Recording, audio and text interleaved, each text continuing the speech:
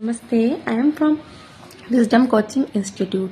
आज कुछ पेरेंट्स के कॉल आ रहे थे और पेरेंट्स पूछ रहे थे कि मैम हमारा बच्चा यूकेजी से फर्स्ट में आ गया है और स्कूल वाले बोलते हैं कि इसको यूकेजी रिपीट करवाइए, तो क्या हम इसको रिपीट करवाएं? तो मेरी राय ये है कि आप उसको रिपीट बिल्कुल मत करवाइए। अगर आप उसको रिपीट करवाते हैं तो बच्चे का कॉन्फिडेंस ड्रॉप होता है। वो ऐसा सोचता है कि मेरे सारे फ्रेंड तो आगे निकल गए और मैं पीछे रह गया।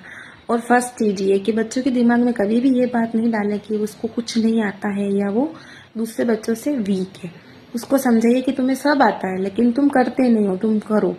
उसमें कॉन्फिडेंस लाओ कि वो आगे कुछ करे। अगर पहले से ही आप उसको बोल देंगे नहीं आता है तो फिर वो बच्चा लाइफ टाइम कभी भी नहीं सीख पाता है। बच्चे का कॉन्फिडेंस कभी भी मत तोड़ें। अब एक चीज़ है कि अगर आपका बच्चा ब्लैक बोर्ड से देख के लिख पा रहा है तो उसकी हैंड एंड विजुअल मतलब आइज और हैंड तो वर्क कर रही है, विजुअली वो कर पा रहा है उस चीज़ को, तो उसको रिपीट क्यों करवाना है आपको?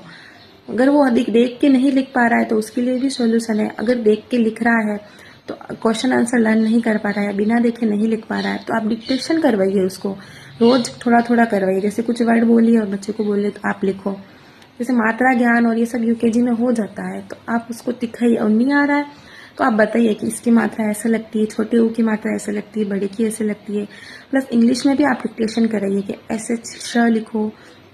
कुछ वर्डों का डिक्टेशन कराइए जिससे बच्चे को लिखना आ जाता है। उसके बाद में आप कुछ क्वेश्चन आंसर भी होते हैं, जैसे फर्स्ट में आए तो क्वेश्चन आंसर भी लर्न करना होते हैं, तो आप स्टोरी टेलिंग मेथड से सिखाइए। स्टोरी टेलिंग मेथड से ऐसा होता है कि कुछ आंसर होते हैं उनकी स्टोरी बना दीजिए और बच्चे को समझाइए। फिर बच्चे को बोलिए कि आप लिखो, तो उससे बच्चा लिख पाता है। कुछ मेथड यूज होते हैं, वैसे बच्चों की साइकोलॉजी समझिए कि बच्चे को किस चीज़ में दिक्कत हो रही है, वो क्यों नहीं लर्न कर पा रहा है, तो ऐसे। उसके बाद में बच्चे को बोलिए कि आप लर्न करके लिखो। लिखने पर भी फोकस कीजिए कि बच्चा उस चीज़ को बिना देखे लिखे, एक एक वर्ड ही लिखे पर लिखे।